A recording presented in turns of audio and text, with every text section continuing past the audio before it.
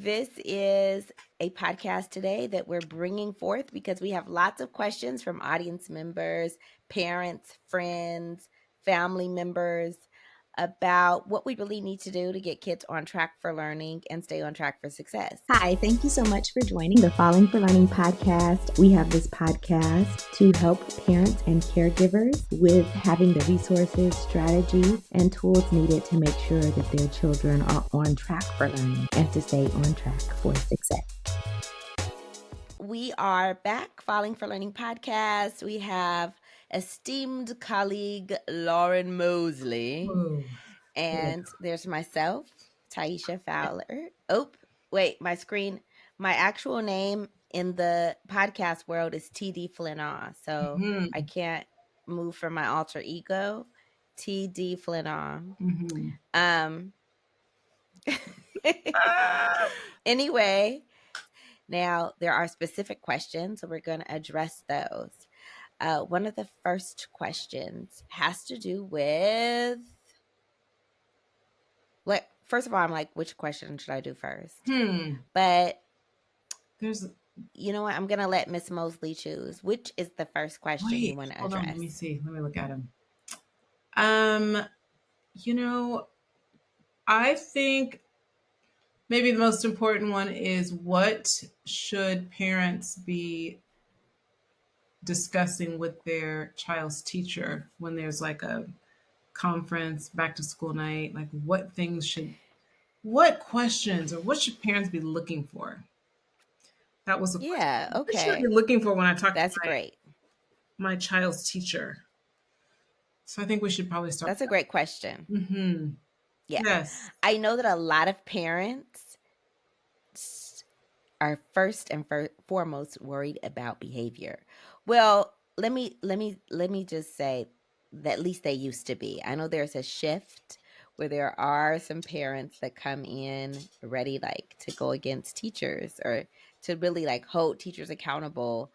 So sometimes there are parents who want to know what their kids' behavior is like. Yeah.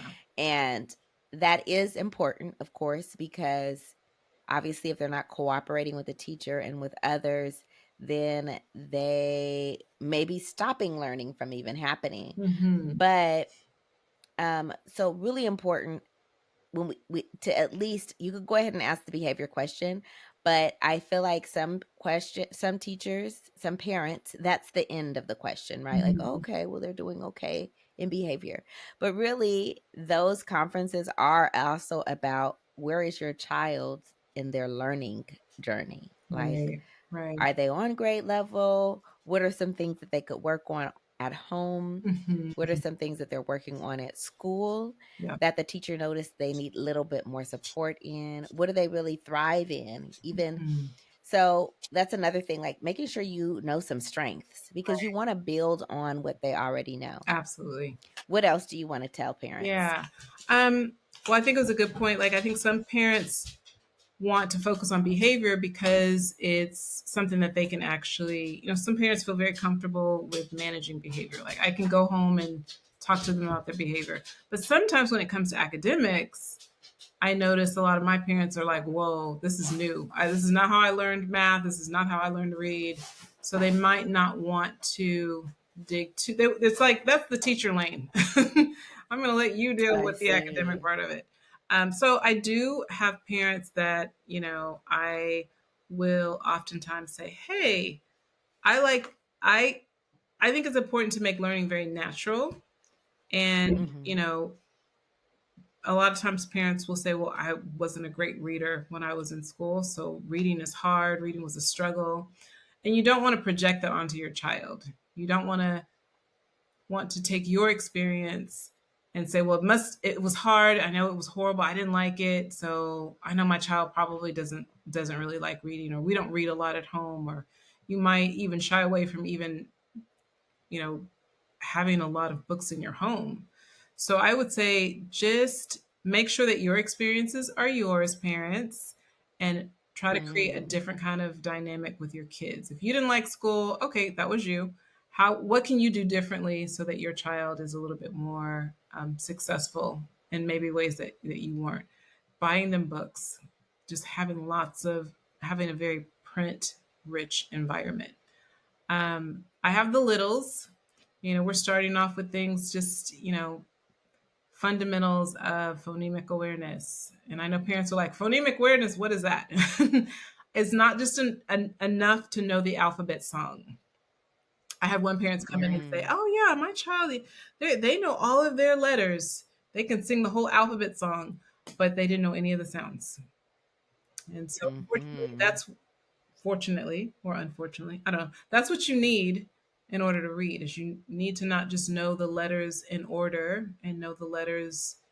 What is the name of the symbol, but you need to know what sounds those symbols make, and that is the foundation of reading. So, you know, there's lots of resources out there. There's lots of things, free resources online, things that parents can do to just get their kids a head start and, like, not just knowing just the alphabet song, but what those symbols actually represent, the sounds. So that's what I try to encourage my parents to do: print rich environment and foundational letter sounds. Yeah, I think that's great. I think also what I was thinking about when you were saying, you know, to set a good learning environment at home. Um, we also need to just think about maybe talking to the teacher about what the kid likes and Right. what their interests are, Hmm. because that will help the teacher, right? Right. I know that this kid maybe likes reading on bean bags, or maybe they like to be comfortable, or they really don't like sitting up and, and reading. They might give them an opportunity to, be on a carpet and read, or just different things will give teachers a hint Hmm. about what to do to help support your kid. So giving them some hints about what your kid likes, what they don't like. Again, everything can't be accommodated, but it may be some ideas that the teacher could have. It could be something similar that they could do. It's not going to be home, obviously. Hmm. But if you're thinking about if you had a bad relationship with school or at school, with the school environment, maybe there are some things that you could help the teacher to understand or know about your kid that would make it more comfortable for them. Hmm. So parents So, parents should go communication. in not only with questions but with recommendations. Yes, Mhm. and with that in mind, know that home life and school life are very different, right? Right. Uh often, you know, most parents I would say would have a single digit of kids, right? They'd have, one kid, two kids, you know, um up to 9 kids. Like, most parents aren't fitting more than that. Now, of course, there's some outliers. There's more than that in the family, but most aren't. And even when they do, they have kids of different ages, and they maybe have different needs. There's older kids, but with teachers, they're dealing with um, multiple kids, right? And usually in at least 2 digits, 20, maybe more, late teens if it's not 20, and, like 18, 19. But also, they're all the same age. So often they all have very similar needs developmentally, Hmm. and it's harder to meet everybody's needs. When they may all have similar things going on. So just be aware of that. Communicating that may give the teacher some ideas about how to approach certain things, activities, challenges with the kid. But obviously, everything can't be adapted to what home life is like, Right. because they aren't able to give that individual attention to every child the way that you may be able to do that at home. Right. Yeah, it's like I just had a kid come in.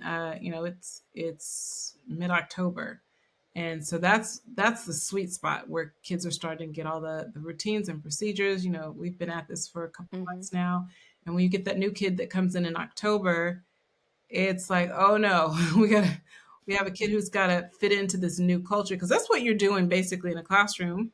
is you're taking all these different dynamics, all these different family dynamics, and with that are represented by each of these different students, and you're bringing them to a classroom where you're creating a new type of Mm-hmm. culture, you know, and you have someone who's coming in fresh and new, and you literally are having to create this super quick, you're gonna have to jump on board really quickly because you can't recreate August. We're Right. getting into the end of October, and one of the things that I think parents, when you're having these conversations with your with your child's teacher, is to understand that there is a different culture at school. Like I hear parents say things like, "Well, at home, if someone hits my child, I feel like they should hit him back." Okay, not in school. That's not going to work, right? We gotta build community. Everyone here is friends. My kid wants to invite someone to their birthday party, but they only want to invite a few friends. Okay, we'll give that invitation to them on the side. Like it's either you invite the whole class or you just invite the few and make it very, very secretive. I mean, because we literally are creating something different when you're in the classroom. Because, like I said, there's Mm-hmm. like 20, 18, 17 kids, all with different personalities, all from different backgrounds, different cultures, different everything. And we really are trying to Yeah. create something. The one thing. Okay. Go ahead. Sorry. No, that was just it. Just basically, like, we're just trying to make this so that learning is the goal and making it so that the kids help each other. That was the point I was Yeah. trying to make when you have a new kid coming in. Like, I need help from my kids to help this new person to come in. So the culture has to be we are all in this together. We are all here to help each other to learn to read. You have kids at different levels. I cannot do my job well if I have not created dynamics where the kids who are a little stronger feel like, hey, it's part of my job as a student to bring my peers along, to kind of help them, to support them. Like I think that's why my kids grow, is because that dynamic exists. And so I want my parents to always know that, like, we are here to build community in a way that might not be the same that how you build it in your family or you're at home while you're at home. We really do try to celebrate this idea of, we are a family. You have your home family and you Yeah. have your classroom family. And we bring snacks. Parents bring snacks. We share with everybody. Like we just try to do things that are as unifying and as collaborative and warm fuzzies as possible. Because the kids really do need Yeah. each other, right? And one thing that I also think about, like you were saying, if someone hit someone, you teach your child to hit them back. I mean, I always have to try to get parents to understand, like, if your kid is just on the street playing and someone's attacking them or hitting them, there's not adults around, that are like within shouting distance or whatever. It's like, yes, make sure your child can defend themselves. Mm-hmm. But in school, teachers are very close by. There's Yeah. supervision aides or other staff that are nearby. Mm-hmm. So you could get help and support. Right. Um, of course, if there's a situation where kids are just kind of cornered by themselves, not able to, no one can hear or see what's happening like adults, then of course, you're in a situation where you really do need to defend yourself. But when it's just, adults close by and, you could talk to someone about it, your Mm-hmm. child's not getting beat down and, we're Right. expecting them to sit back quietly and like Right. Right. just take Right. it. Just Right. take the beating. So Right. it's a kind of shift, Yeah. right? Like, of For course, you want sure. them to For defend sure. themselves, but in this situation, they are very close to adults that are going to be there to support Yeah. them. Yeah. Yeah. For sure. So that's something. Mm-hmm. So I think just really, again, another thing about parent conferences and getting updates from your teacher on your child's progress is that you want to also see work. Like, let's see what they were Mhm. doing in August when they came to us. And now we're in almost November. It will be November when we this podcast comes out. Let's see, what they're doing now, Yeah. and that gives you an indication. You should be able to see some changes. Maybe the writing is neater. Maybe there's more writing. Mhm. Maybe there's the math is different and more challenging, and they're able to handle it. Mhm. So those are some things that give you ideas about how your child is progressing, Right, seeing right. some of the work Yeah. and how they're doing better. And even if they are below grade level, maybe they were able to do one problem and now they're able to do three problems in a sitting, or Mhm. whatever it is. You're looking for some type of continuum as far as them doing more on their own than they Yes, were doing before. absolutely. One thing I started doing is getting work samples from other students as well. I always make it, anonymous, either blotting out their name or making Hmm. a photocopy and just taking the name off, and letting parents also see the different levels that are in the Yeah. class so that they can kind of get an idea of this is what a 6-year old is capable of. This might be where your child is falling short, but this is doable. Here's a child this is an example of someone who's doing work that is on grade level, and maybe this is something to and the expectation can be set by the parent, like, hey, you can do this, you can do better, it is possible. Hmm. Just the Yeah. idea that sometimes parents have no idea what it is that their kids should or shouldn't be able to do by Yeah. grade. That's a very good point. I have definitely had parents to say, "Well, no, my child knows how to read."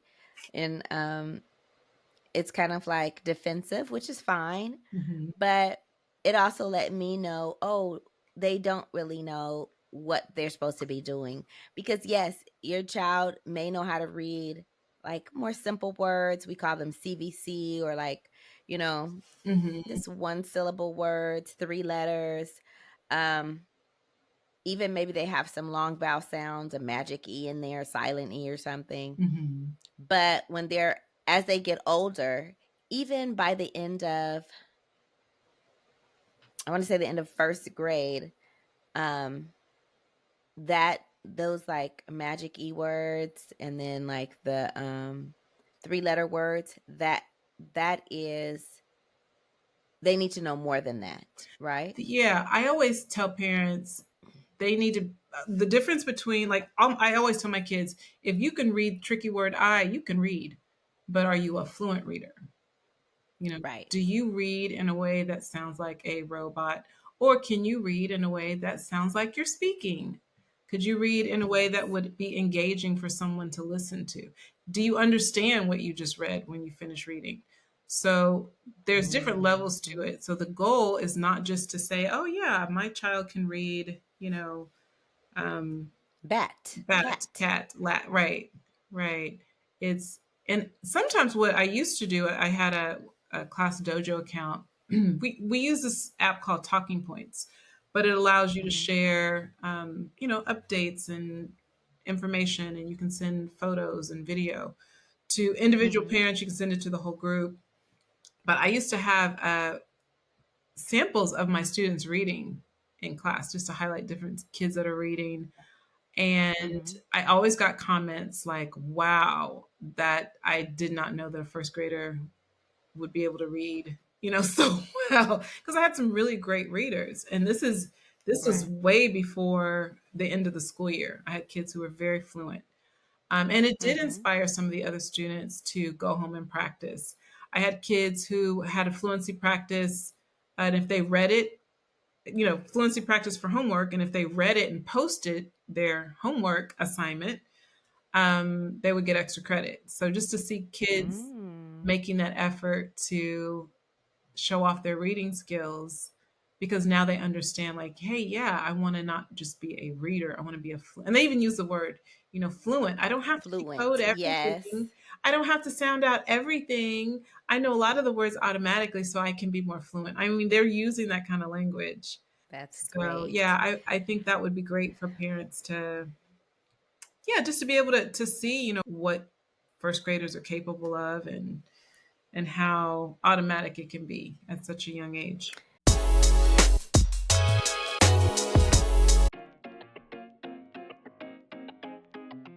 The Rewrite Method and the Rewrite Method Workbook are your go-to resource for helping kids to learn to fall in love with writing. It has the tips, tools, resources, strategies, and skill building activities to help kids fall out of writing hate and into loving to write. Get your book set today.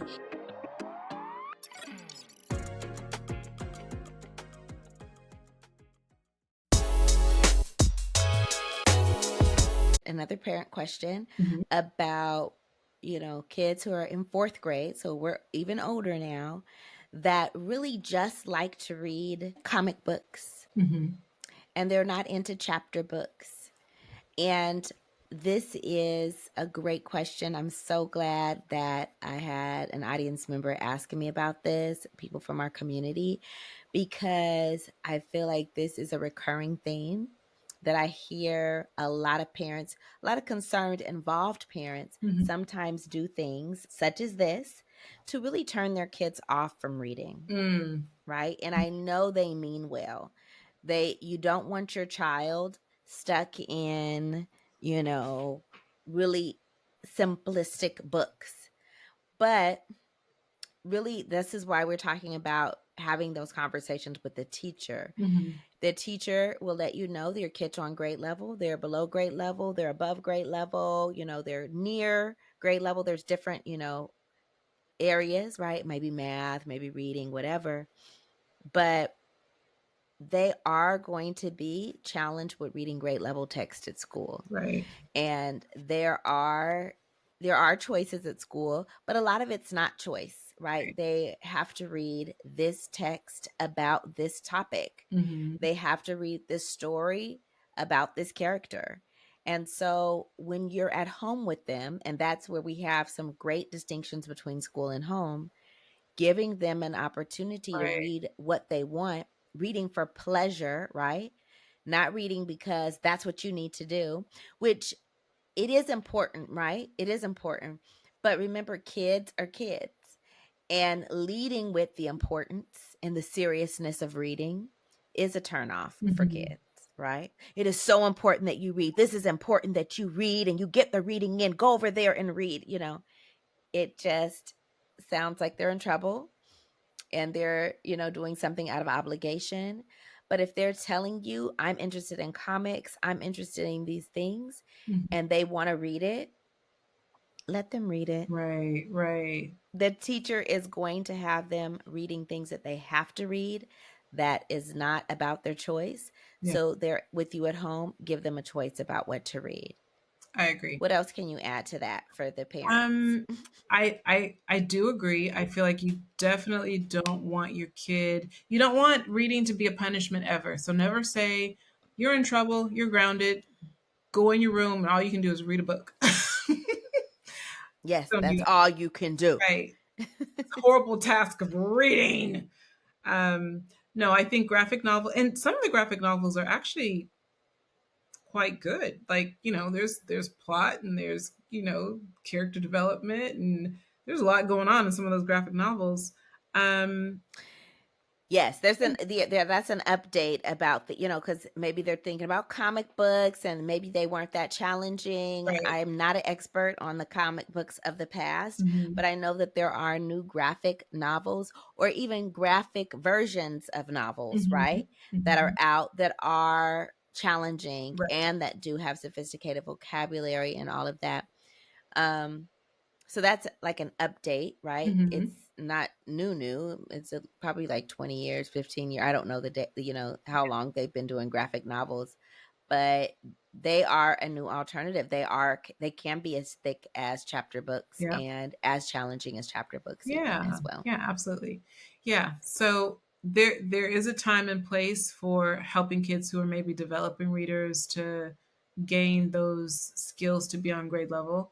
Um, but just it just needs to be a balance. Like, we all need a little junk food every now and then. It's fine.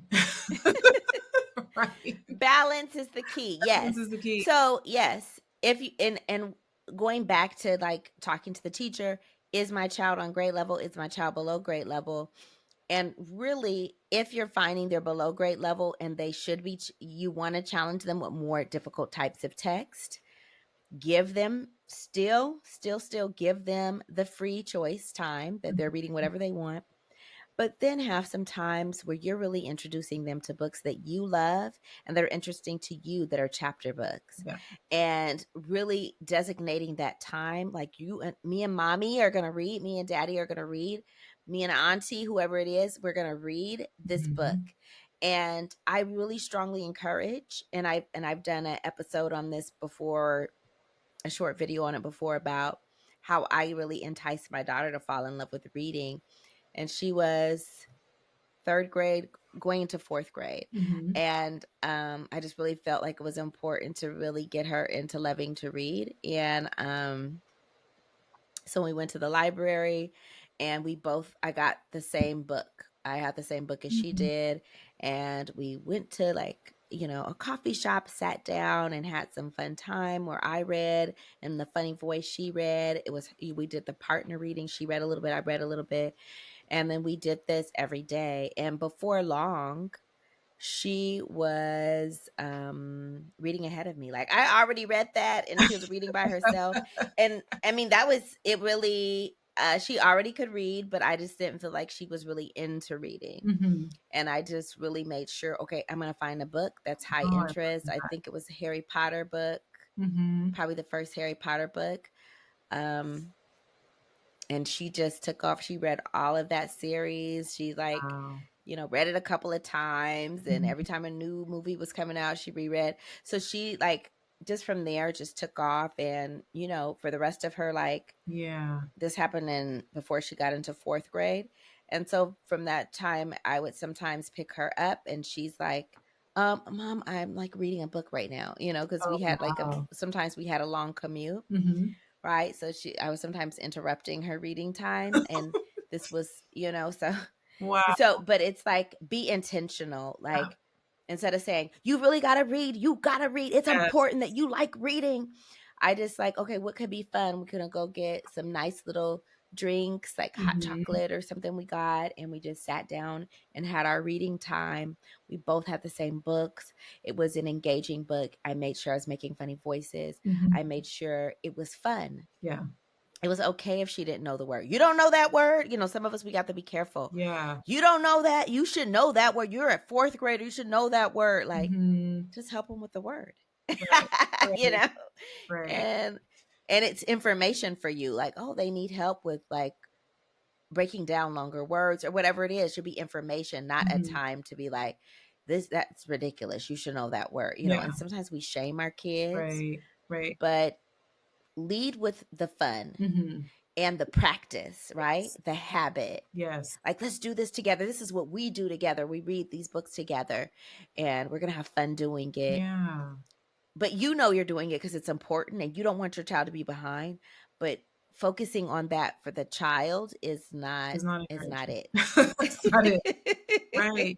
Yeah, I told that is such a good point. I always tell my kids, this is my first year being departmentalized and only teaching language arts and social studies. Mhm. Um, and I always used to think all subjects were important, and they are, but I've gotten to the place where I really, with all my heart, believe that literacy is the most important thing you will ever learn, because literacy is everything. It's in every subject.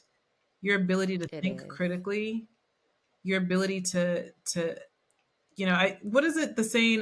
If you want to, um, I can't even think. Like, write it. If you say, like, hide. If you want to hide something, just write it down, because no one's gonna read it, right?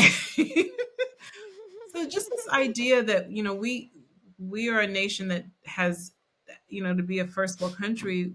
our literacy rate is not great. I think they said America's was considered functionally illiterate.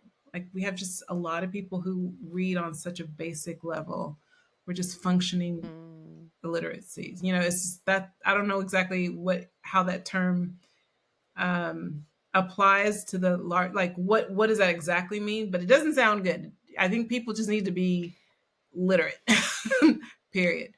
Yeah, and really what I find is a big missing link is home, right? Yeah. That it's not prioritized at home Yeah. in a way that's fun, engaging, and habitual, Yeah. right? Like, not that we're reading once a week or sometimes we read, but that we have a habit of reading in our Right. home Right. before bed, Hmm. before dinner, after dinner, in the morning, whatever time that is, Right. like be intentional about finding a time and making a part of the family life. Hmm. Um, and again, I also have like other videos where I talk about how to just integrate it into your life. Like maybe you're a very busy family, but okay, let's find a recipe and let's read the recipe and we're cooking. Hmm. So we're reading the recipe and we're cooking, we're measuring it out and getting the child and just handing over responsibility Yeah. little by little. So they are reading the whole recipe. But of Right. course, they might just start with the little part, a couple of words. Oh, Hmm. and it's like, oh,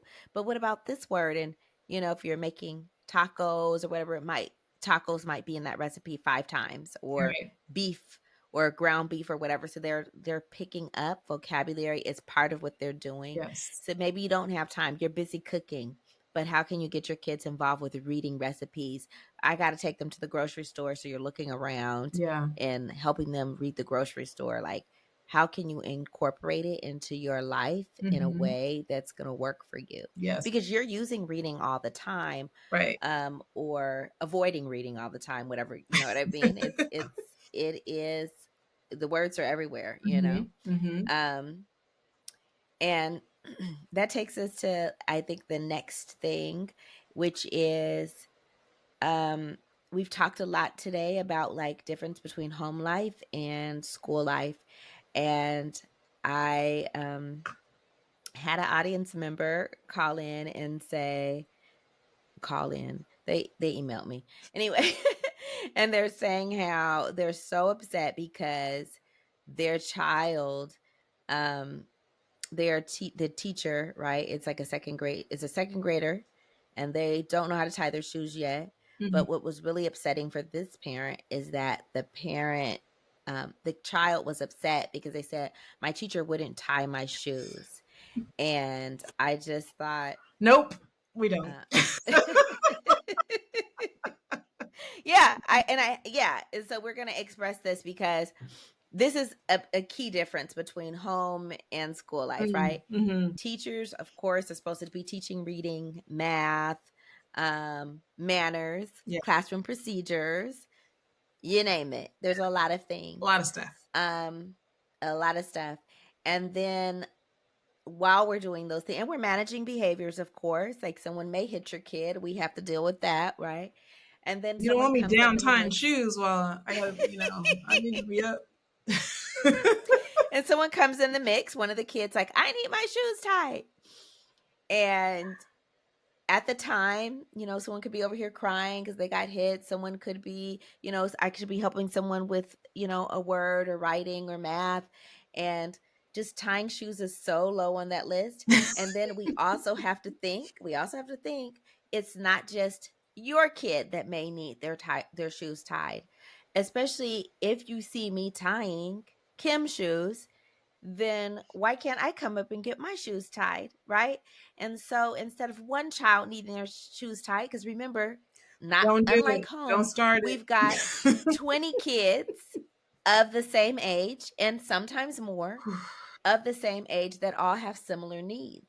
When often with families, you have a 10-year-old, you have an 8-year-old, a 5-year-old, so there's different levels and not everyone is the baby, right? Right. But everybody at the school in this classroom has similar needs. If parents didn't teach kids how to tie shoes, and now we are tying 20 shoes, Hmm. you know I'm not sure where the reading and writing and math and procedures and behavior, all of that comes in. Yeah.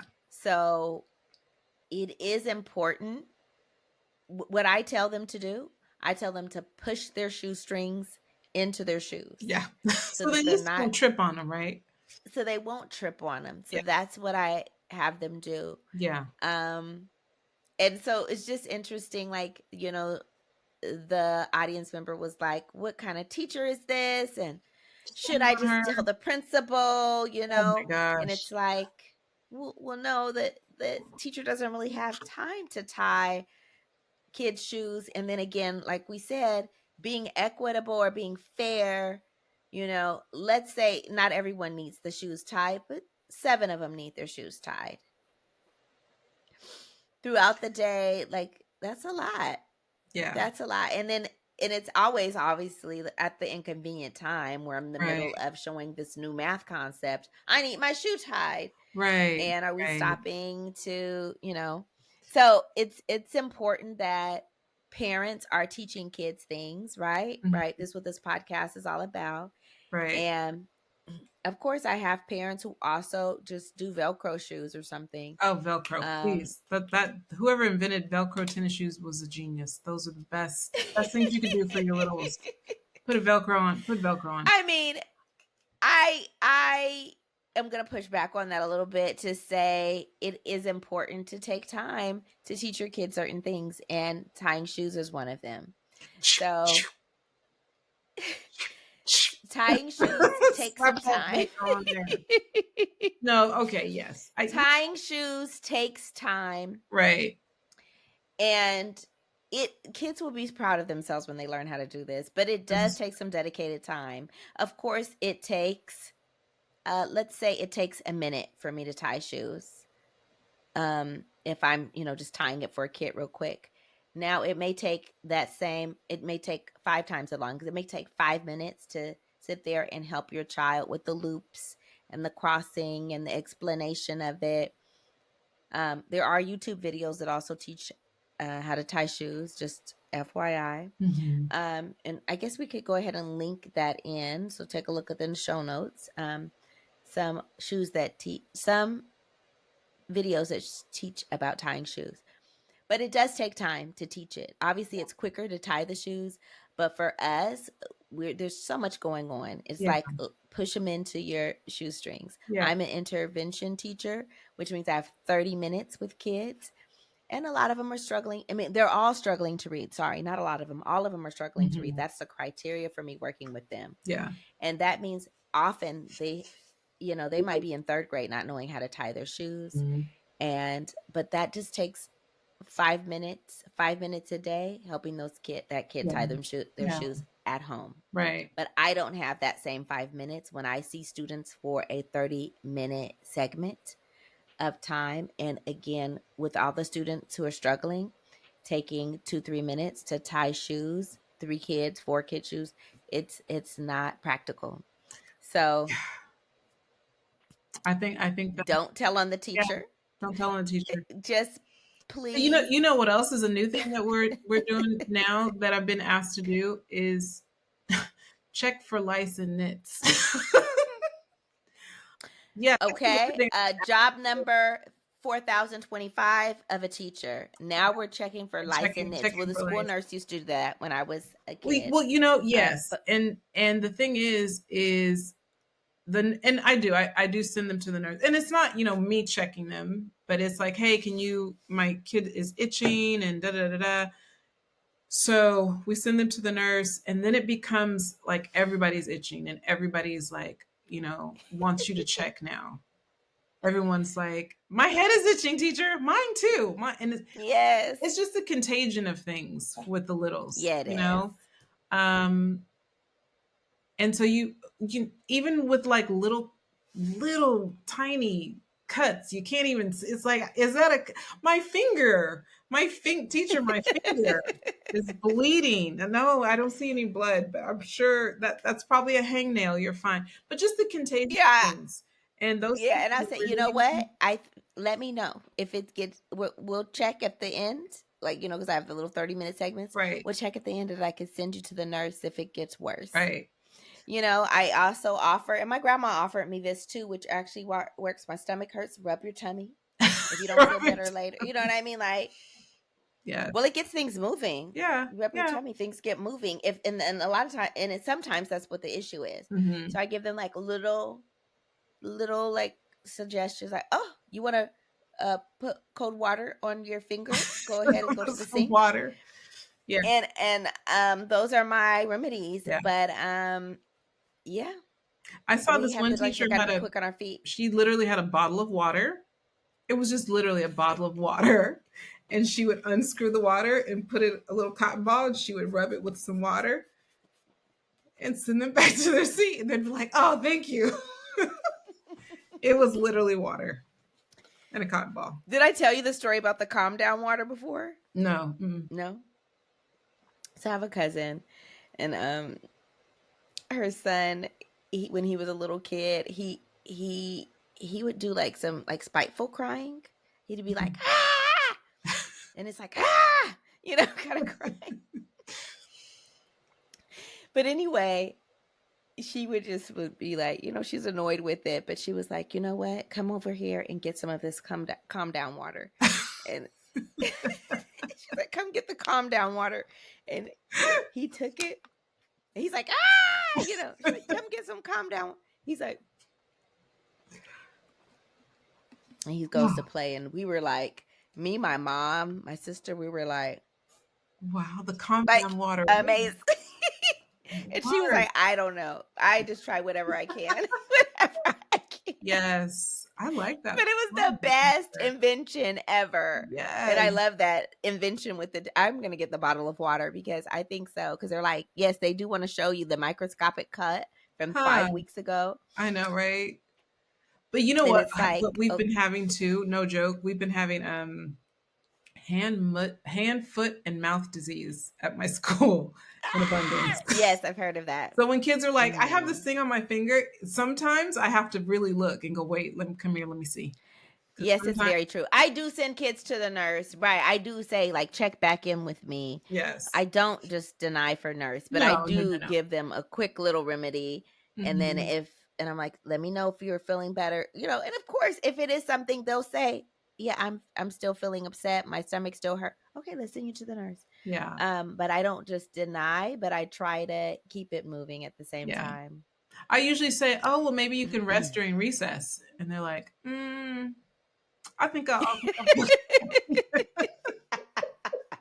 I love that. I love that. Go lay down. See. Oh, during recess? Let's reconsider. And if they're really sick, they're like, yeah, I'm going to go to sleep. Yeah, they're tired. Right. But now if they do say yes, can I please go lay down? I'm like, okay, this probably needs to go visit. Our nurse, can I say my nurse's name? I think it's fine. Protect the innocent. Okay. She just has a cool name. I just love her name for a nurse, but I won't say anything. But yeah, I'll tell you later. She may not want her name out there. But we will know. La La Land. Yeah, maybe she doesn't want people to know. Right. Yeah, so we love that you have called in and had questions for us. I don't know why I keep saying call in. I think this is like maybe one day we'll have a hotline and people can call in. Next caller, where are you from? Phone. I will put you on speakerphone. I don't really have the infrastructure for it, but yeah, I'm about that. Like, let's do it. I'll put my phone out. I'll be like, oh wait, I have to put it on speaking of phone. Have you heard of the Tattle phone? There's a phone you can get on Amazon. Well, I think it's advertised on Amazon as a phone where if you were at a wedding and you wanted to leave a message for the bride and groom, you'd pick up this phone and you record a message like, oh, congratulations, we're so happy for you, blah, blah, blah. This one teacher has turned it into her tattle phone. So literally when the kids want to go tell on somebody, they pick up the phone and it is hilarious. So-and-so showed me their pencil and it was broken and they put it right in my face. Click. Like just weird stuff. So-and-so said 6'7". Click. I mean, they literally are. Yes, a lot of the things. Yes. It's hilarious. I like, want one so bad. somebody bought me a tattle phone. They're like $80, maybe, maybe I'll have a parent who'll donate it. But I've got to have one of these things just for no other reason other than just to be able to play back and listen to the funny things that kids. It's Mm-hmm. hilarious. The things that they tattle on each other. Yes. I want this. I'm like, well, if he didn't hurt you, if you're not hurt, because sometimes they want to say like he didn't put his. If I'm like everyone put their pencil down, he doesn't have his pencil down. Like, but if he didn't hurt you, then let's Right. focus on you. Or my little Let's boy focus who on you, goes, and I'm gonna focus on everyone. right. My little boy goes, so and so call me a boy. Are you a boy? Yeah. Oh, okay. All right. I don't know what to say about this. So It's kind of like when they call us teacher. Do they call you teacher or miss? I asked them to call me Miss Moseley. So, and sometimes they do. They'll say teacher, teacher. I'm like, Miss Moseley, because I don't go student, student, student. That's what I say. I don't say girl, girl, or boy, boy. I say, your Call each other name, by our and they're names. like, It's fine. okay, yes, But okay, it's a then. respect. I think sometimes it's out of a respect, because in some places, Yeah, yeah, yeah. And the some maestra, your teacher, is like a big deal. So I get it. yes, or senora. They just say Mhm. instead of yes, and so it's like miss. Yeah, But it's like just teaching to know right. our Just don't specific call me names and Lauren. to use Oh, it. that's not okay. Exactly. Well, again, thank you for your questions. Please call in, reach out to us. Any other questions you have, we're glad to answer them and give the perspective from the teacher's point of view because sometimes you don't know what that point of view is or what that, how it looks like in the classroom. And that's important communication to have Mhm. between, teachers and parents and just making sure that our students are getting all that they need. Yeah. Again, do something today that's going to give your kid the competitive advantage and have an amazing week. Thanks again for supporting the Falling for Learning podcast. New episodes go live every Saturday at 5 p.m.